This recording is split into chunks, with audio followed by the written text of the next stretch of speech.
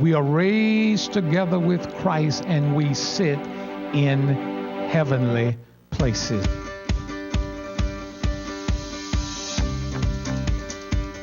God of one blood has made all nations of men to dwell on the face of the earth, and he has appointed their times and the bounds of their inhabitation.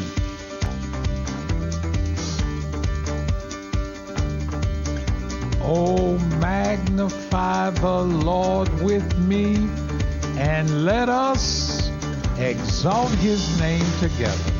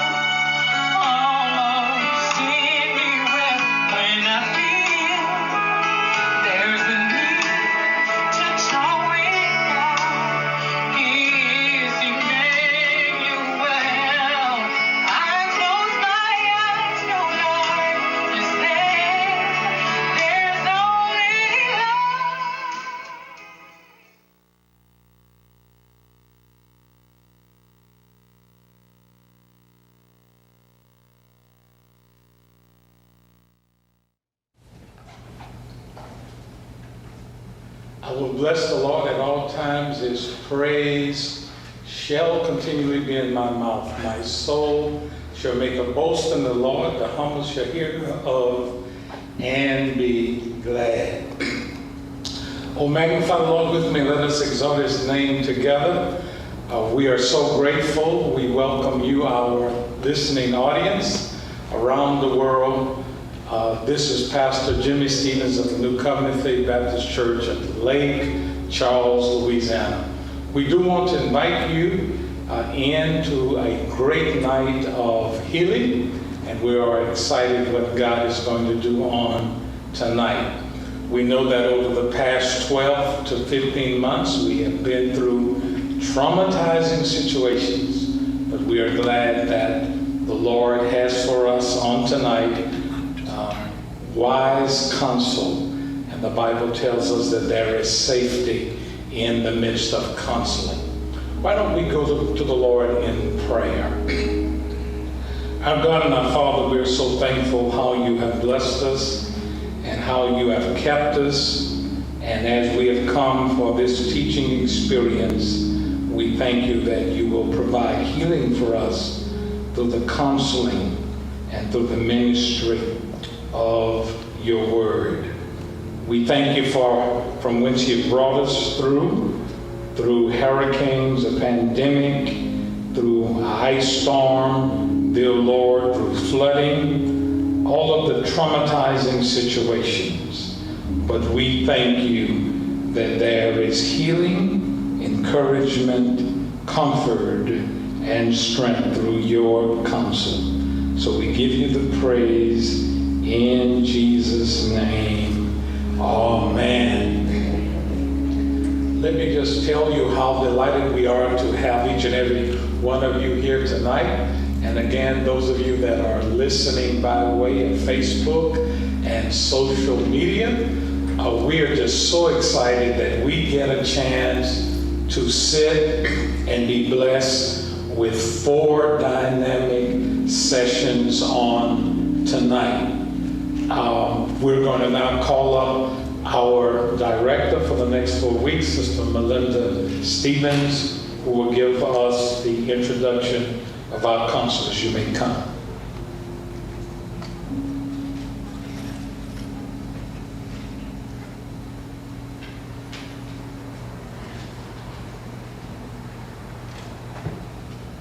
Good evening to everyone. And we're so glad to see you here tonight as we come together to celebrate the month of June as a time of healing. We have 4 classes that will be in session on our church campus this month. And at this time, I would like to introduce our instructors to you, and then I'll give you some housekeeping items, okay? First, we have Ms. Anastasia Armstrong. If you'll stand, please. She'll be our instructor for our youth tonight. We have Mrs. Frances Fazio, who will be our teacher in these troubled times classes. Our very own Pastor Marvin and Sister Felicia Dawson. Who will be leading our youth law class. And our pastor and Sister Trish, who will be leading our You Will Get Through This class. So just before we go to our classes, I do have a few little housekeeping things that I want to say to you tonight. That we will, our classes will be for an hour. So we'll assemble back together in the sanctuary in an hour. And I will be coming by your classes with my little 10-minute fan so that you will know when you have 10 minutes left in your class to reassemble. So at this time, I'm going to ask that our youth will stand, please. Our youth. And that is Sister Anastasia, if you'll stand, please. And Minister Jalen, if you'll come, please, and lead the class to the Lake Charles Bible College office. Okay? We're going to ask our youth.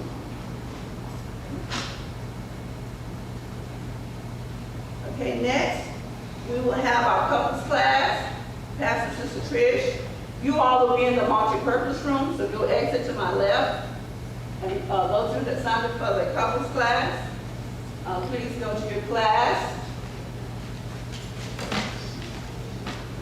Sister Tricia, you'll come to the machine, please. Thank you so much. Okay, our Greek and Laws class. Minister Dawson, Sister B. You'll stand those who decided for the Greek and Laws class. Sister B, you'll come and get your signing sheet.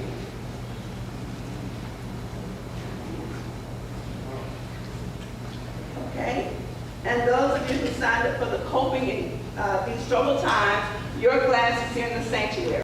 We're going to ask that you would move up. We still want to maintain our social distancing, so.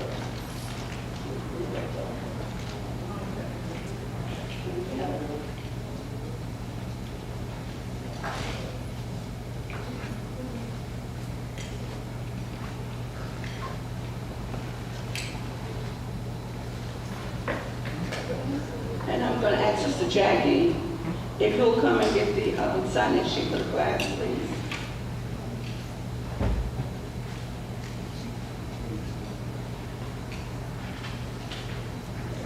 All right, and Mrs. Fazio.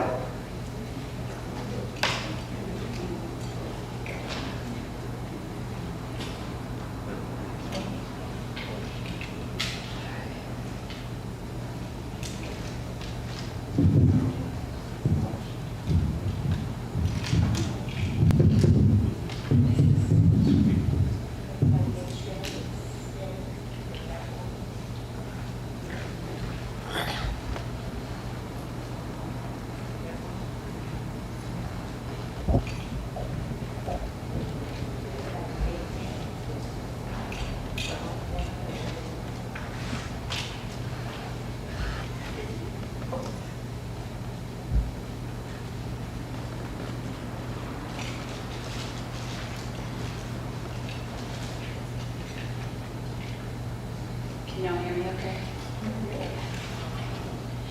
I'm Frances Fazio. I'm a licensed professional counselor and also a registered art therapist.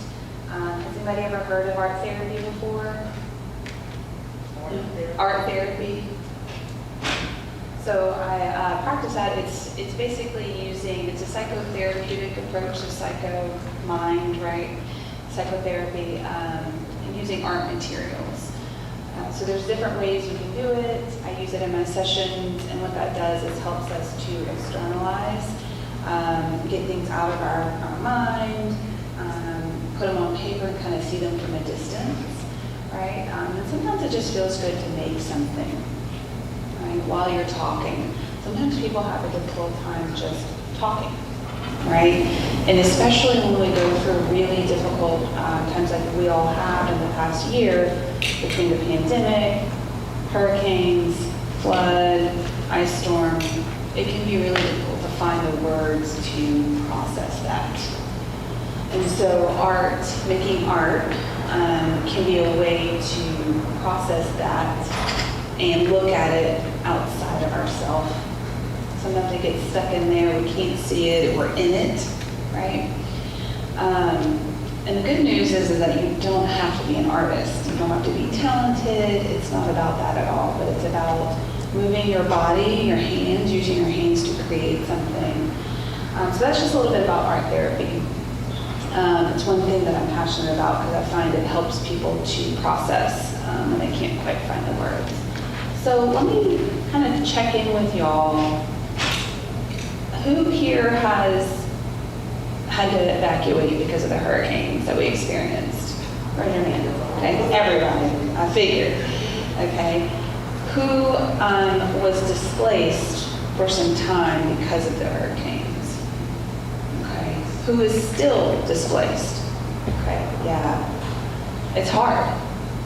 And then while we were going through that and still displaced, here comes an ice storm, which knocked out power and water, our resources, and then also this flood of May 17th? Yeah, May 17th.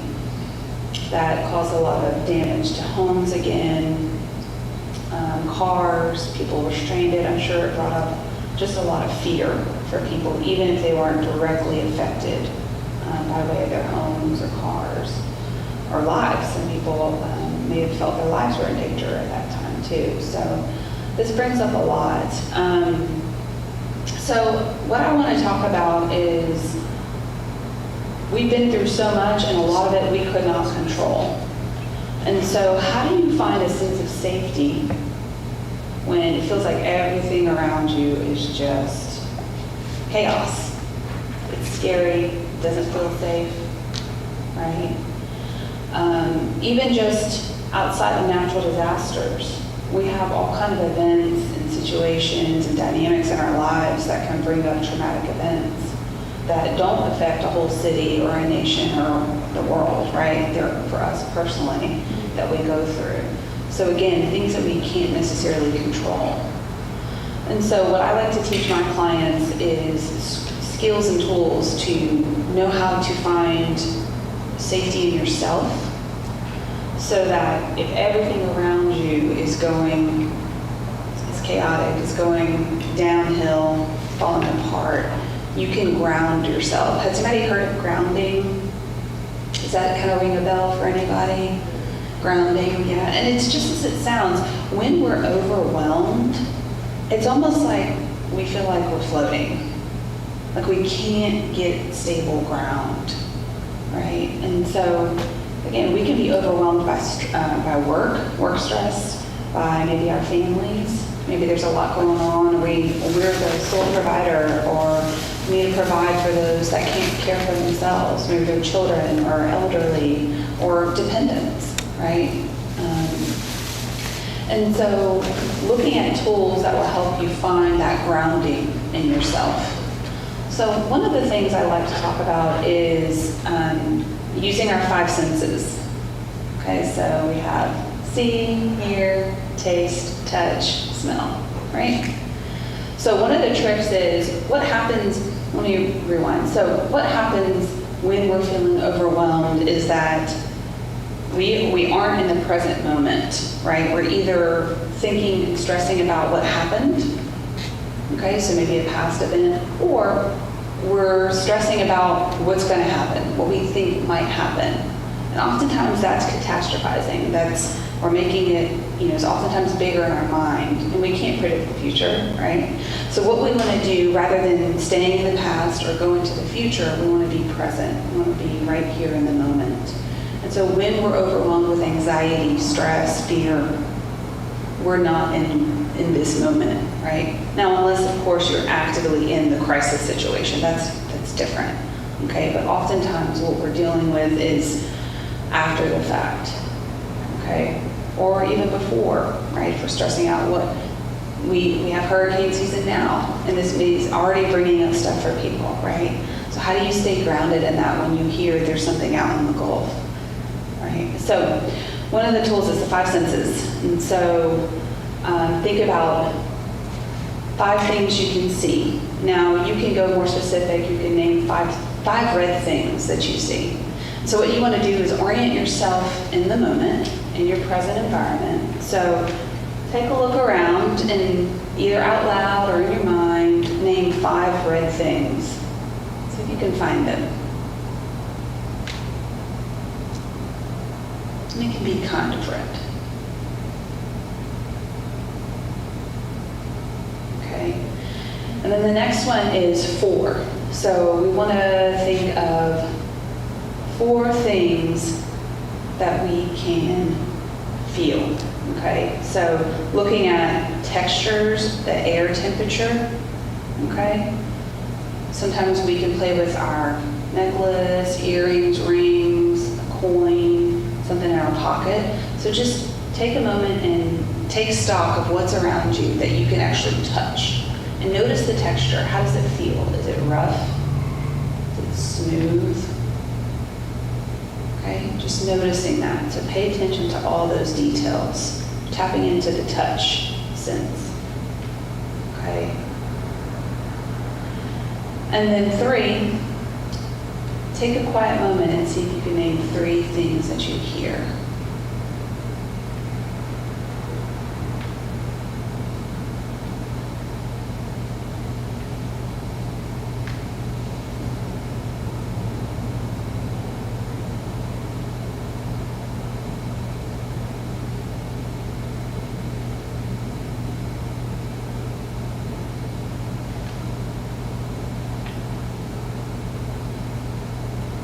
This is a really quiet space when I stop talking. So sometimes it's a little challenging, but if you listen really hard, and you get really present, you might be able to hear the air, somebody's clothes kind of fidgeting, somebody writing, maybe paper, maybe even your own heartbeat, right?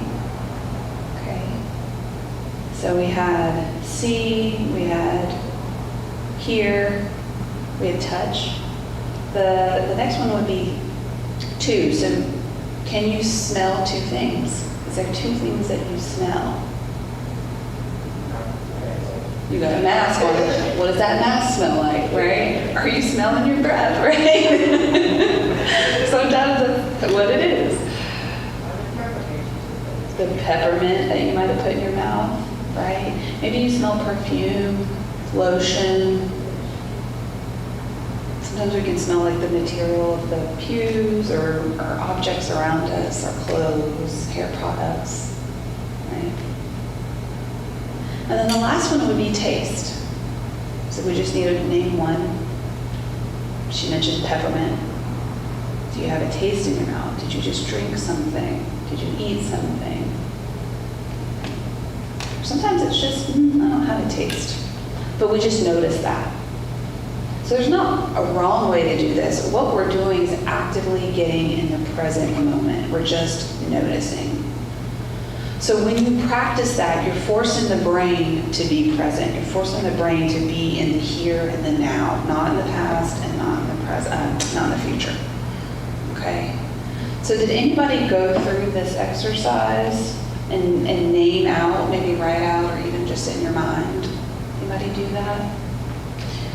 Did you notice anything for yourself as you were calling these 5 senses out? What did you notice?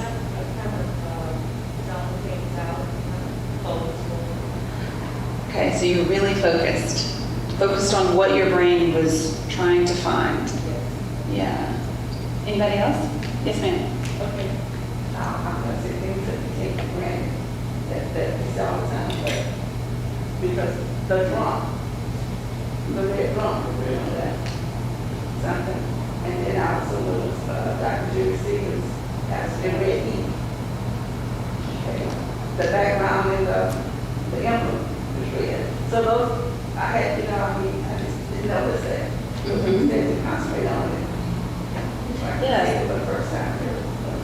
Yeah, really noticing what is in your environment, and you may see this every day or at least once a week, right? And it's kind of become like blank in your mind because it's fixed, it stays there, it's always there, and so our brain just kind of gets used to that, and so it's not until something's new or we stop and, like she said, we focus. Yeah.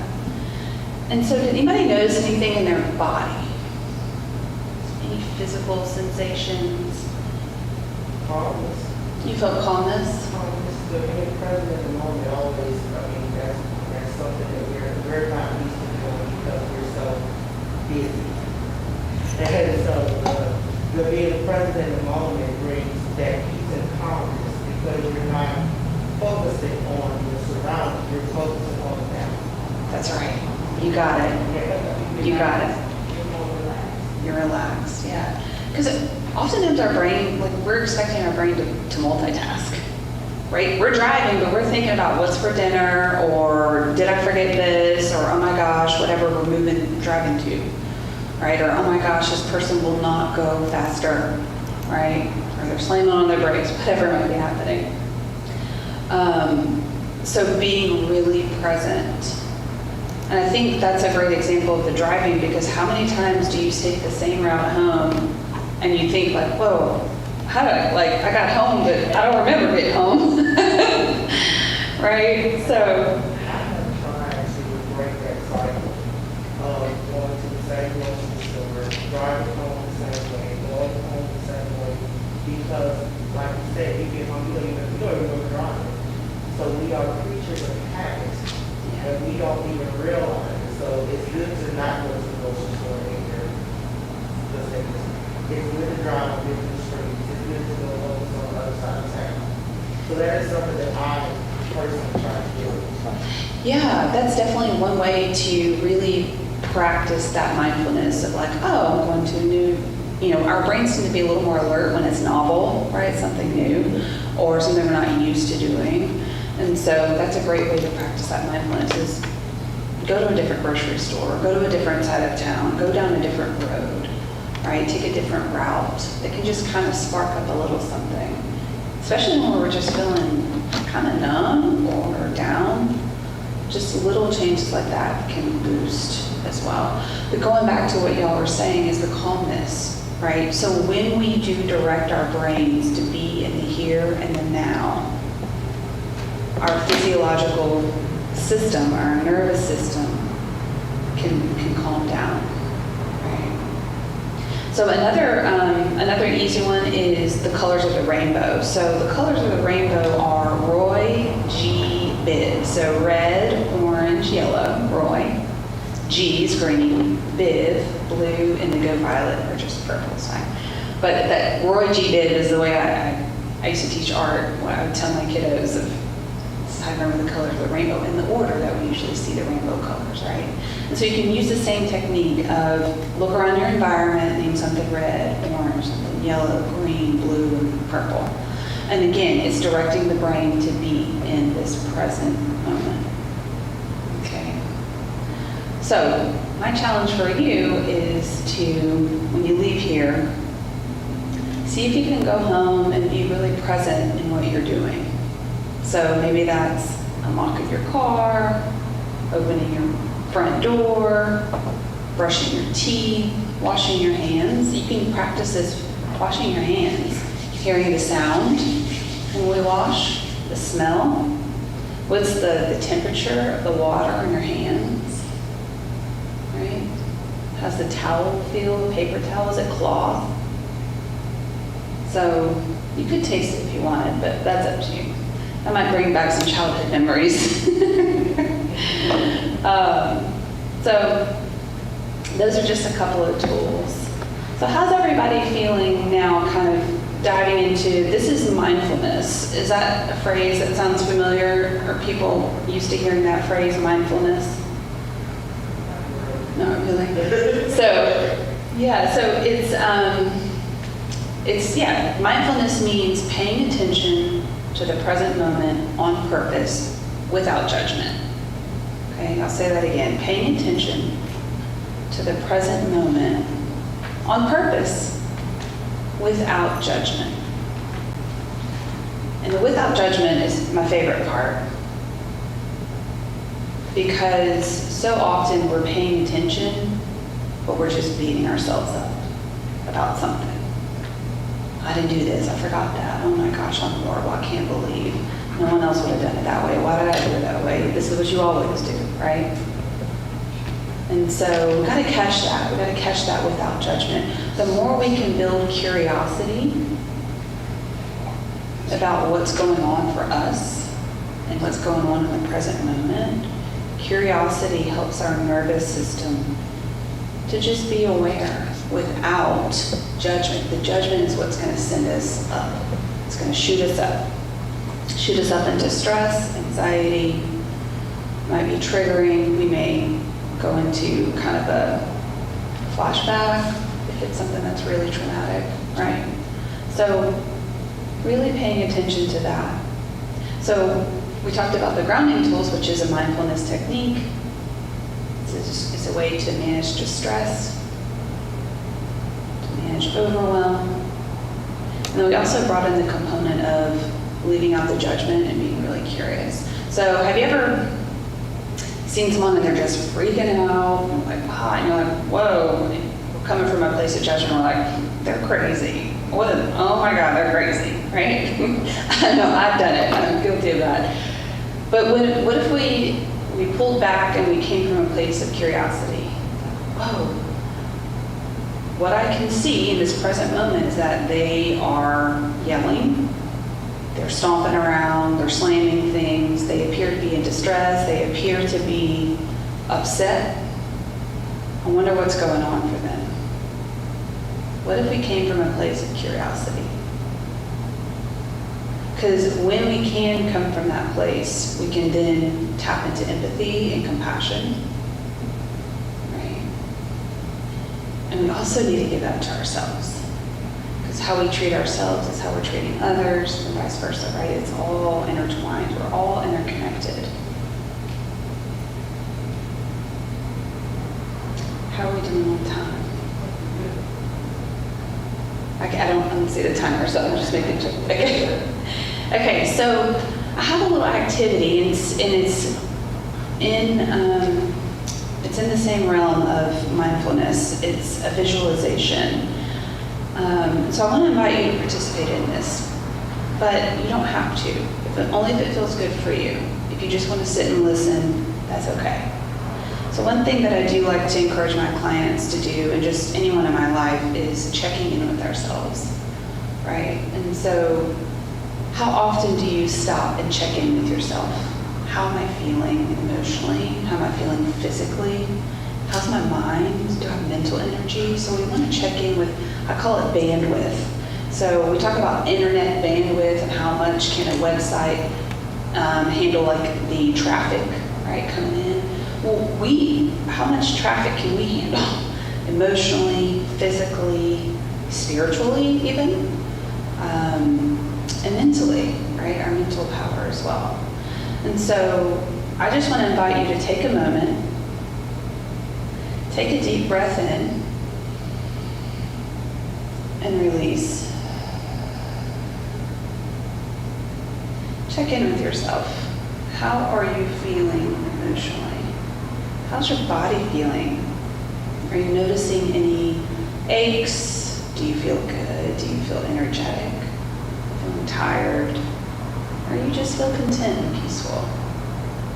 Really stopping and checking in with yourself.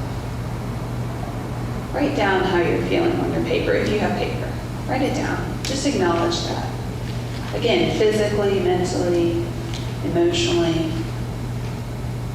How are you doing right now? And note if that's changed from when you walked in the door. Was it different earlier?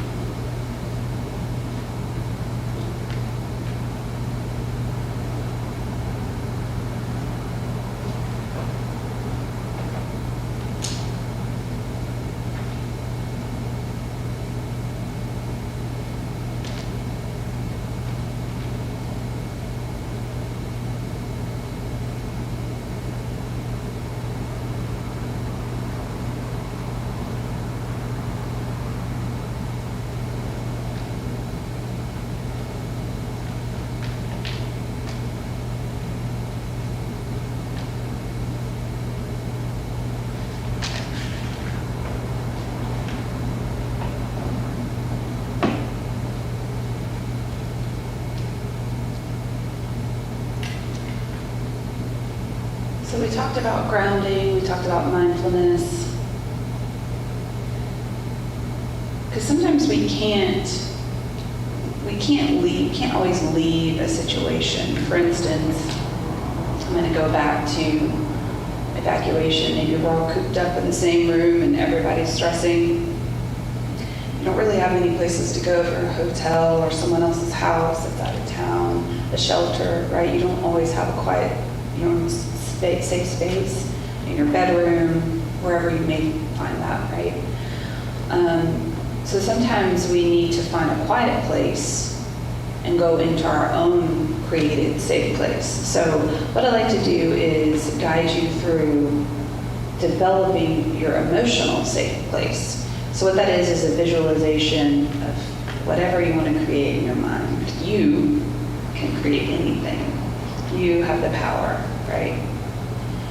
So if it feels good for you, I invite you to close your eyes. If it doesn't feel good, that's okay. Just look down softly at something. And I want you to think about a place that you feel completely at peace. It can be imaginary. It can be real. Or maybe somewhere you want to go that you haven't been. A place where time stands still. A place where you feel safe, comfortable, and protected.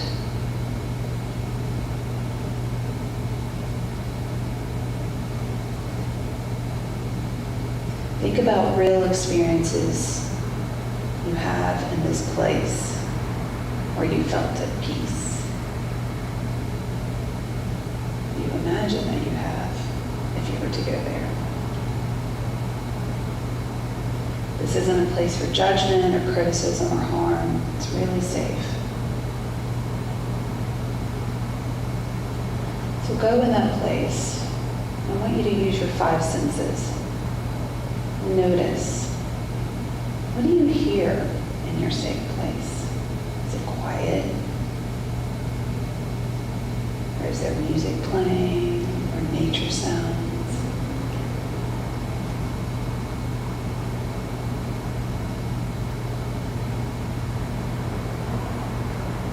What smells do you notice?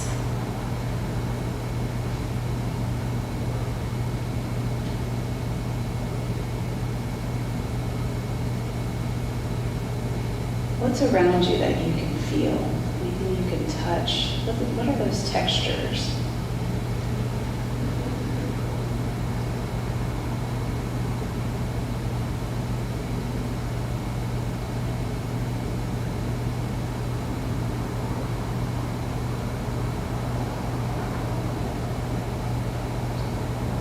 Anything around you to grab and eat?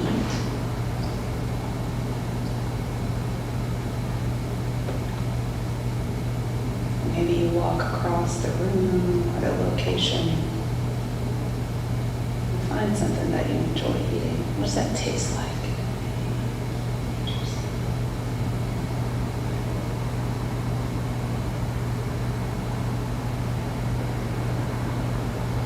And may want to create a boundary of trust in your safe place. Maybe it's a moat that only the bridge that you control has to be let down for someone to access. But this safe place really isn't for anyone else, it's just for you.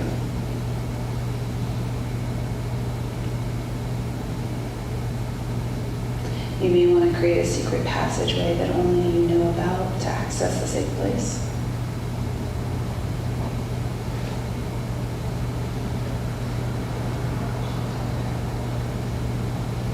So take another look around and notice what you see in your safe place. Notice the sounds, smells, anything you can feel. Maybe it's the air. What's the temperature like?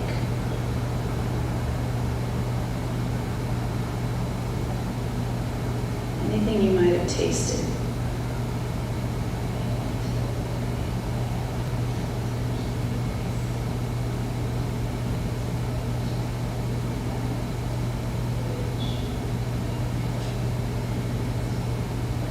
Take another deep breath, and when you're ready, come back into the room.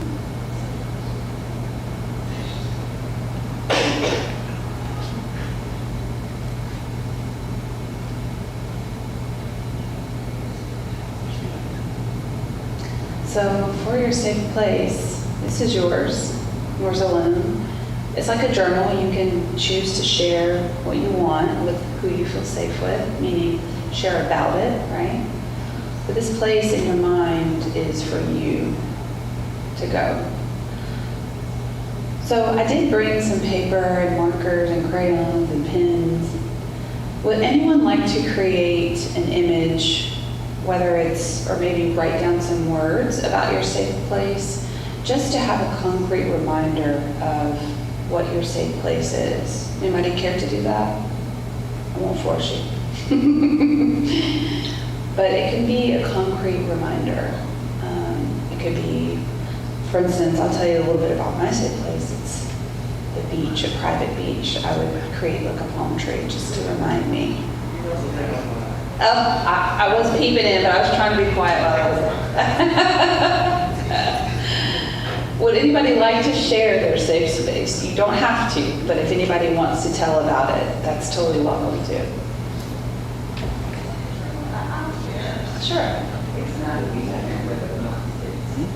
It's in my home. I have in my home, my own office, you know. And my family knows that. My mom goes, and, you know, into the office. And, you know, because I walk in my office and I close the door. And, you know, I don't hear anything but what's going on in my office, you know, just once I close the door.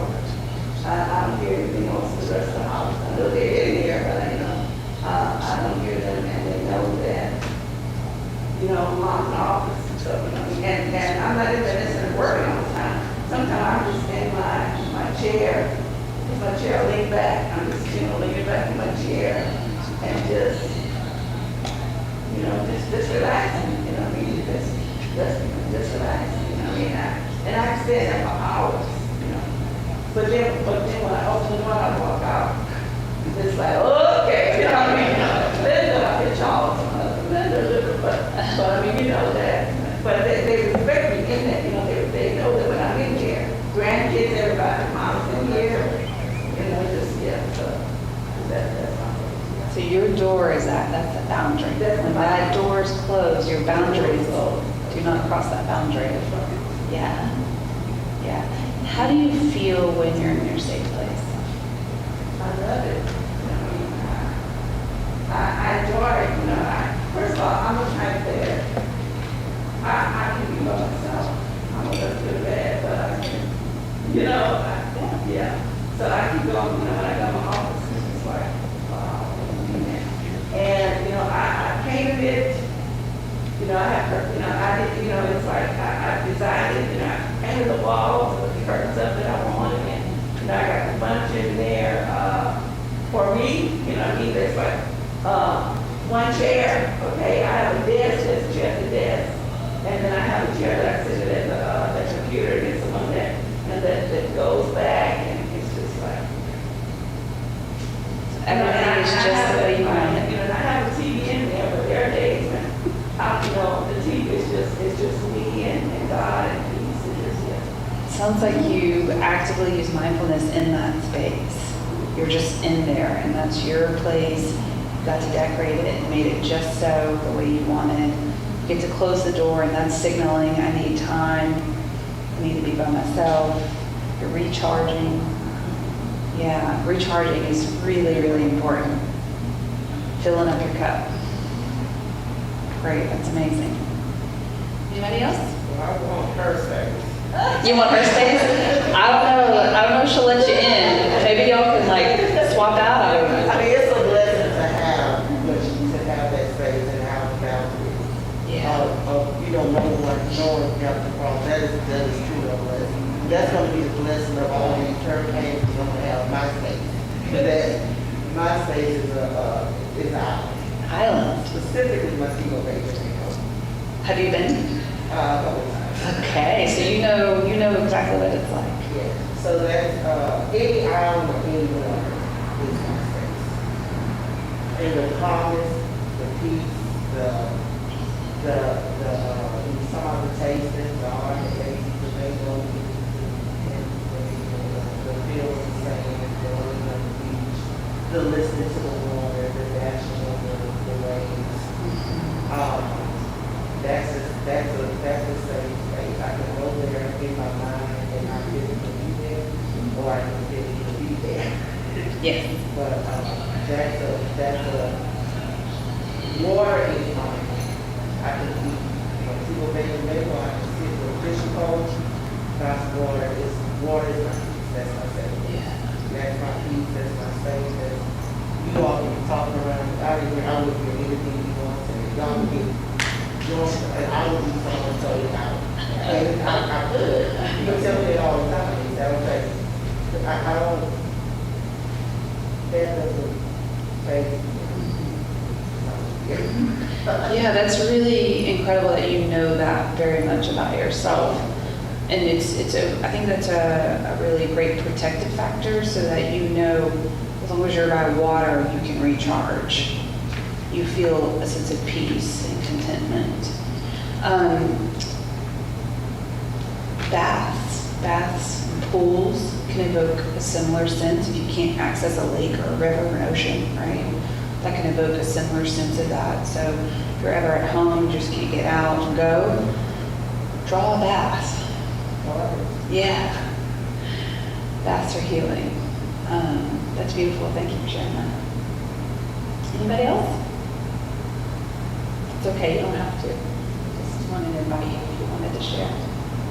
Well, I think it was interesting that you said that you use the senses, because I think my safe place is my prayer closet, and it's usually early in the morning, and I can hear the refrigerator, I can hear, just stillness and calmness. And then you talk about the taste. And the only thing that I taste would be like tears or God, and His presence. And then I'm like, oh, it's not. Oh, no, it's not. You don't. So I thought that was interesting. Yeah, you're actively using mindfulness and you don't even know it, right? Same thing. You guys already have this in your back pocket. I'm just here to remind you, right? And so we all have access to this. It's just sometimes we need those reminders. I encourage people to, carry something in their pocket that, they can fidget with. It's a grounding tool as well, and you can use that as just a concrete reminder. You can notice the weight of it, the feel, the temperature. Does it have a color? I mean, it can be something simple like that. People fidget with stuff in their pockets all the time. Pins, yeah. So we can use anything, not anything, most things as grounding, right? And some of your daily practices, you said a prayer closet, right? That is a literal space that you have designated for your own time to be quiet, reverent, right? Mindfulness, yeah. Being present and however you want to use that, right? As long as it's healthy and serving you and it's not harming you. Yeah, that's beautiful. Thank you. Yeah. Yes, ma'am. Yes, I like early. I've always been an early morning person, well, even coming up. So now I still get up early morning. Most of the time I go to the pool at the recreation center and get in and enjoy it. On the way there, I be thinking about it, looking at the beautiful sky, whether it rains through the snow or, well, of course not snow here, but enjoying the weather. This morning I was saying how beautiful it was, and the song came to me. The birds, it's so sweet, the birds are just singing, and different songs come to me. I just love the early morning, and all kind of spiritual songs that come to me. I mean, singing on the way there, singing in the pool, and enjoying and relaxing. Boy, I do all that, relaxing in the water, exercising. I have such a beautiful night rest. It's lovely. That sounds really lovely. Water is relaxing. Yes, water, again, yeah. Yeah, there's something about the water, right? Yeah, thank you for sharing that. You brought up a good point, and you were talking about busyness, right? We're so busy, we've got to go to this and that and bring so-and-so, and we're just constantly moving. And so you said something that reminds me, how often do you stop and take a look at the sky? And just notice, look up. Sometimes we're so just looking down, thinking about whatever, or looking straight ahead, or, in our phones, right? Look up, be outside, or look out your window, or even in your safe place. What's your ceiling look like? What's the floor look like? Again, bringing into the mindfulness of just paying attention to what's in your environment. But the sky specifically, because it's ever changing, is so interesting. I find it interesting. There's colors, there's textures up there. Shades. I can remember as children growing up, that was like a game for us. We would lay down and just look up at the sky, and all of us would come up with different animals or the shades, or it looks like a pillow, or if you want to, just kind of lay down, and that.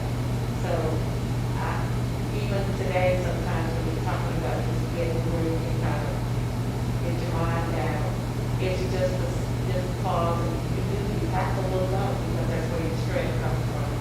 And the other thing that I do, I kind of even, and it no matter if people around me, whatever, if you put a good book in my hand and I go and read it,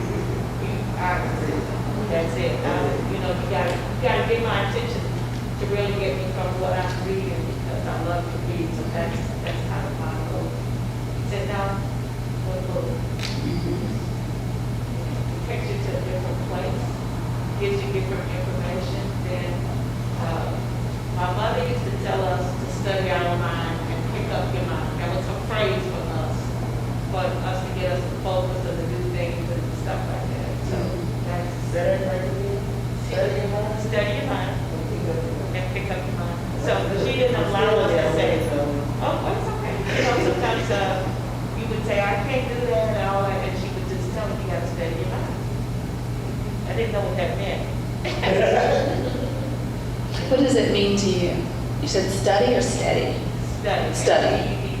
Okay. In other words, he wants you, just like you said, look at it, you can't do it, read it, and you can understand it, and then you'll be able to do it. Yeah, so focus, She didn't say, that was, but then I'm studying your mind.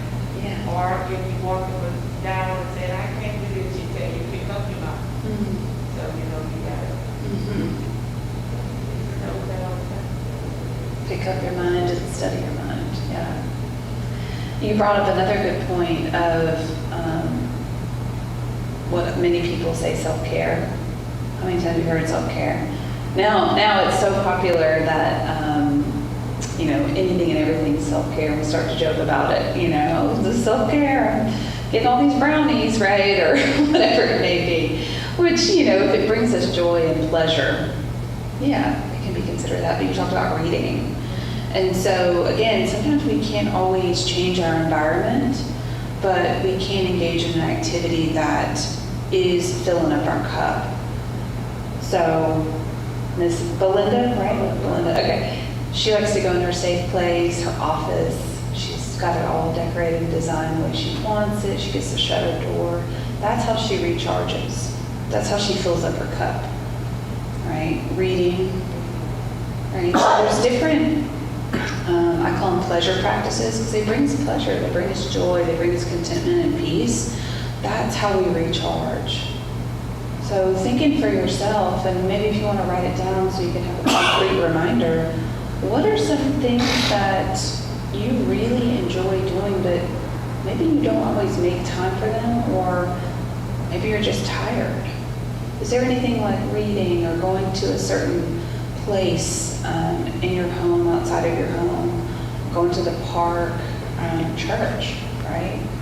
So what are some things that bring you joy, bring you peace, contentment, and have you engaged in them lately? And if not, why? What's the barrier? What's the challenge? So we have to make sure to fill up our cup, especially as women, right?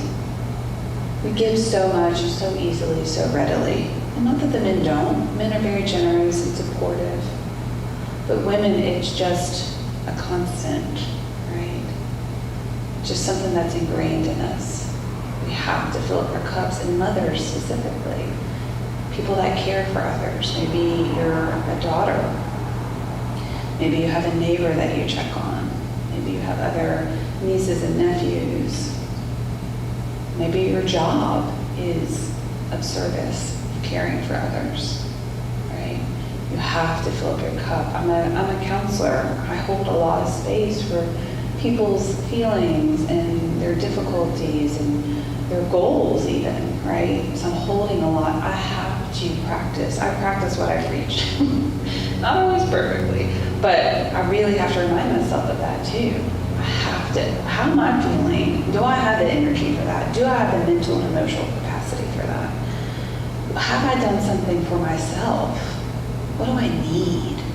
Sometimes we need to kind of push through the sludge in our mind that's like, no, I can't, I won't. But sometimes we need to rest. It's like kind of a fine, funny balance that we have to figure that out. But if we can practice the awareness building, checking in with yourself, knowing what brings you joy, what's your recharge moments, knowing what your safe places are, right? Then we can start to find that, what do I need today? Well, yesterday I needed to just rest and sleep and relax. Today I'm not feeling it, but I know I have energetic capacity, I have emotional capacity. I'm gonna go for that walk because I feel like I probably need to move my body, right? And so it's just about understanding that we may need something different every day, but giving ourselves the opportunity to check in, be curious without judgment. Oh, here you go again. Can't do anything, never can, right? No, we don't, get that out of here, right? We have to be kind and gentle to ourselves. Otherwise, we won't be able to truly tune into what it is we're needing. All right. Anybody have any thoughts or anything they want to share that maybe came up when I was talking about any of that? Yes, ma'am.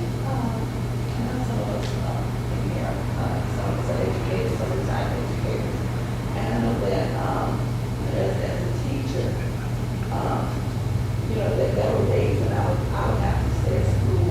Some used to leave at 3:30, but I was never a 3:30 teacher to leave, and the reason I was home to prepare my things for the next day. But there were days when I would just have to unwind, because you want to take, you want to take your experience home, So there are a lot of times I would just have to unwind because you're a teacher, but you're a counselor, you're a nurse, you all things, to the students. So I know for myself, there were days when I just have to, sit at my desk and, unwind before I would go home because you want to bring, and I'm sure you're a counselor. You don't want to bring that to your family. You want to be able to, when I leave the school, I'm ready to go home and, talk to my husband and my daughters and, put that aside. Because sometimes it can be overbearing. Yes. Because it's not always about math and English and reading. Sometimes the kids just need a listener. They need someone to listen to them, and someone to, someone that the kids are they can trust, and that the love that the teacher has for the student is genuine, and it's a genuine love. So. Yeah, teachers do so much. You're so right. They do more than just teaching academics. They are supports. They're nurses, right? They're kind of a surrogate parent in a way, too, right? Sometimes you see the child more than maybe the parents do during the week. So, yeah, teachers are doing a lot. And you brought up the idea of transition.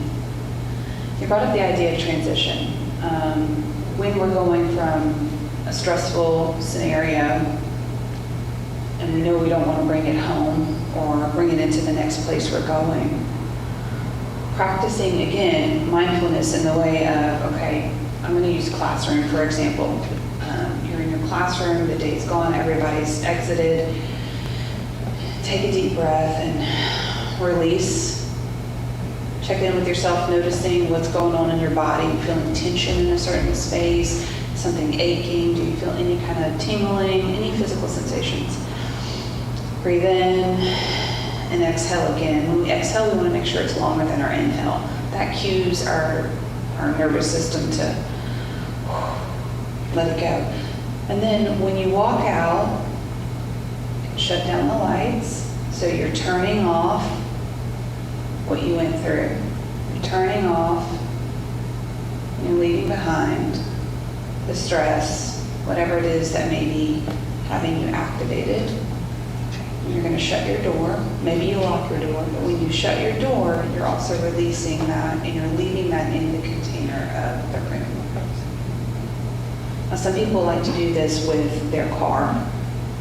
So maybe you have a cubicle that you work at, so you don't have a closed-in container. But you can get in your car, or if you're on another form of transportation, and when you exit and you shut the door, you're closing the door on that container of wherever you experienced stress, upset, anger, whatever it may be, and you're leaving it in there. And so again, that's another mindfulness tool of just really cueing your mind to be present and intentional about the transition. Transitions are really important. Again, we talked about busyness earlier, and we go, go, go, go, go. How often are you stopping, breathing, just taking a moment before you walk through that door? Okay. Well, I think we have maybe about 5 minutes left. Any other thoughts or questions?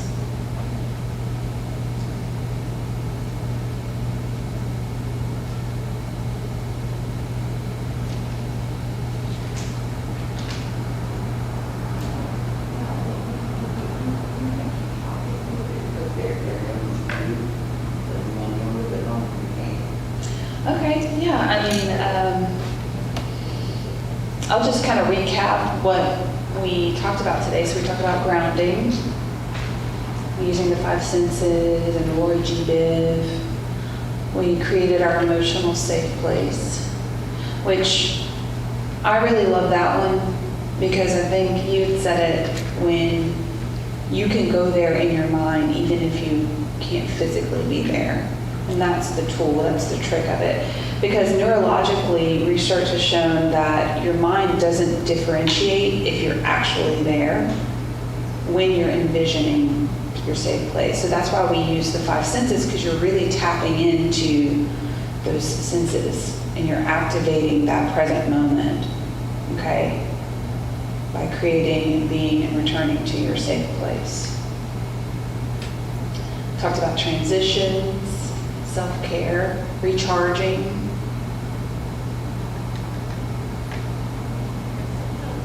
That's hard to do. And for me, myself, I know I worked, my mother had a stroke and I took care of her. She was total care. So getting home, right on the way home, I think about all the things I need to do when I get home. And when I get home, the things I need to do, get her up, feed her,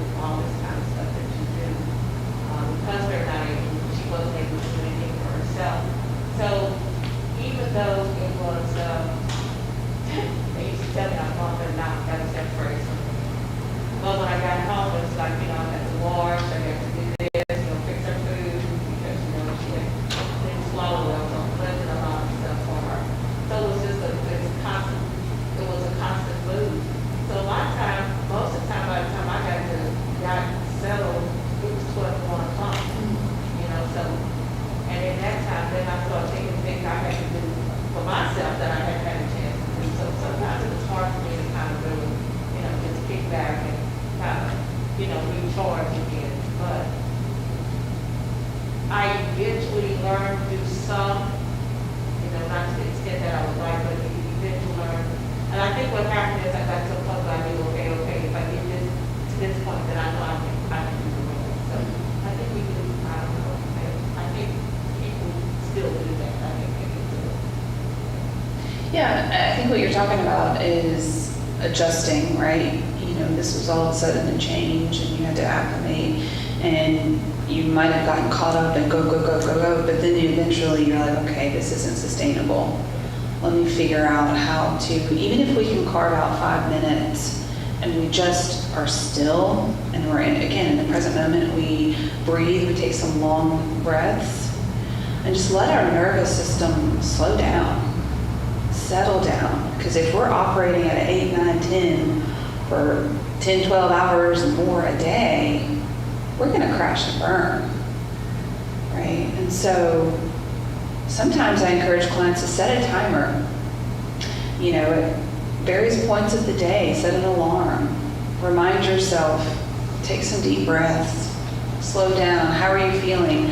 On my phone, I can set an alarm and I can name the alarm. So you could set the alarm and name it, how are you feeling? Or even a positive message of like, you're doing a great job.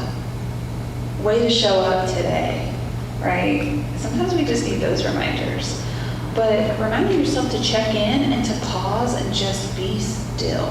So no phone, put it on silent for a few minutes. Allow yourself just to be still in the moment, breathing, allowing your nervous system to have a break. Maybe you go to your safe place for those couple of minutes. Yeah, that could be a little trick of just kind of throughout the day, at various random times. Or maybe you do set times. Yeah. I think COVID was the time that God etched out for us to put away those seasons. Because I think COVID was the time for us to build that you're speaking of with him, that relationship, Yeah. that relationship, because there was no excuses. So I think, some people got traveling out with people they thought they needed. Yes. And so it was a lot of that, we used to say me time. And there was no excuses for that at that time. That was our me time for that prayer closet. For that long time. I think that was God shutting the world down for us to get that. Instead, he had to get our attention. So our attention, I think he got it. And some I don't really get right. That self-care, that breathing, we had a lot of it. Well, we should have a lot. I'm not saying we had a lot, but we didn't take advantage of it. Mm-hmm.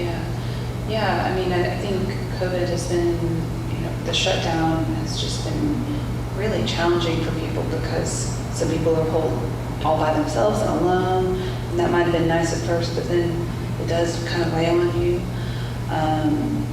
Some can't tolerate being alone at all, right? Sometimes we're in a house with people that maybe we don't feel safe with, or maybe we realize, now that I'm really having moments with you, I don't know how much I like this, right? So yeah, it did really force us to come face to face with ourselves. Mm-hmm. Exactly. Yeah. And sometimes we just couldn't go and escape our house, and then if our house isn't in the condition that we want it to be in and need it to be in, that's hard. Yeah.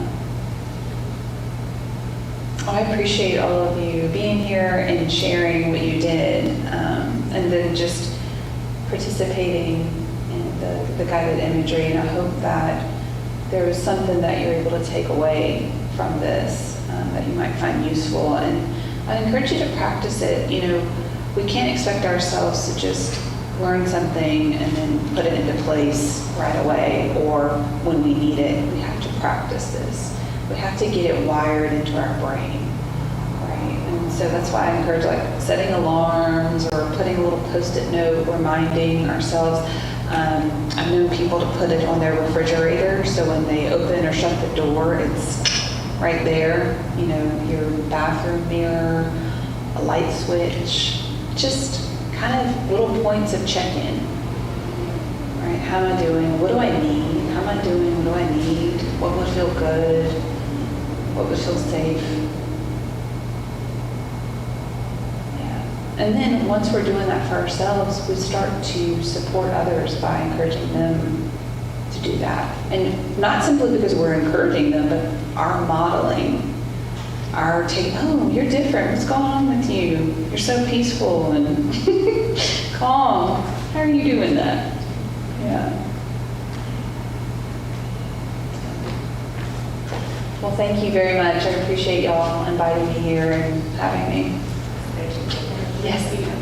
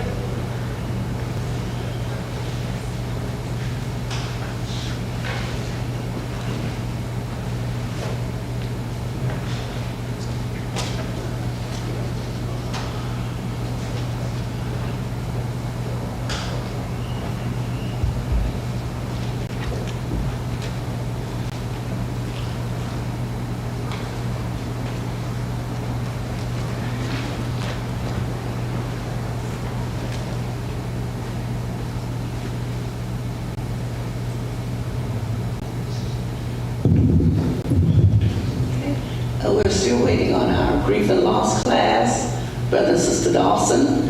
I hope that you have enjoyed your first session of your class for this month. We do want to again thank our instructors for taking time out of your busy schedule to come and to share with us. And I want to thank the students for coming out as well. We really appreciate it. We know that we've been through so much, but we know that God is still in control, and that we're going to just to continue to lean and to depend upon Him. So again, we thank everybody for coming out tonight.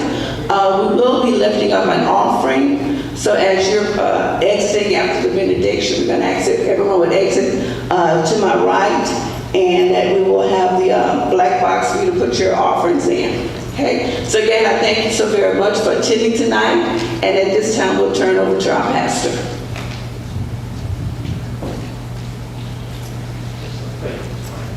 Survey with the count, please. Okay. Thank you.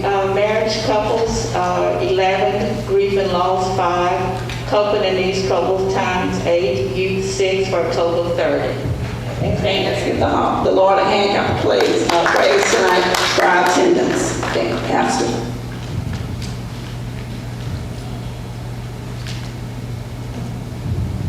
Let me just thank the Lord for each and every one of you. How many of you were blessed tonight? I was blessed. The blessing, the revelation, and it was a blessing. We thank our special guests for coming. Thank you so very much. Thank you so very much. Amen. And I do want you to know that several of our counselors, I think one of them, Bruce Porches from New Horizon Counseling Center, who we work with every week with the Bethesda House. So we wanted to provide you with some expert counseling as well as our anointed teachers. Reverend and Sister Dawson, let's give them a hand. We thank each and every one of you, Sister Stevens, Sister Norton, our Christian Education Director and Director for the month. All right. Well, this has been exciting. I can't wait about next week. How about that, guys? I can't wait. Amen. Let's stand to be dismissed. Amen. We want to get you out in about an hour and 5-10 minutes, and we've done so tonight. Lord, you have just blessed. Thank you for starting the healing this month. Thank you for the instructors that you have provided us with this week. Thank you for the students and their wisdom and their insights. And we know, God, that during this great month, you're going to perform great healing in our hearts and our families, and we are going to get through this. So we give you the praise, and as we leave, we ask that you give us traveling grace. Amen. Amen.